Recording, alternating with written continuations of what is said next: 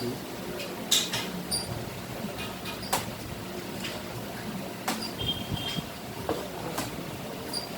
এই যে দুধ মেরে ক্ষীর, এটা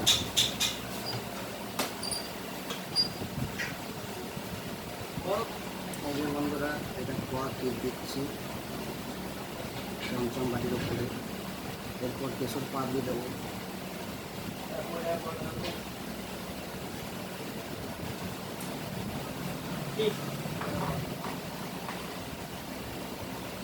এই যে বন্ধুরা, চমচম বাটি সাজাচ্ছি।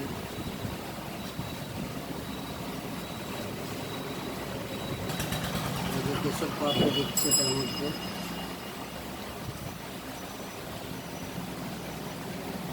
কেশর পাপড়ি দিলাম।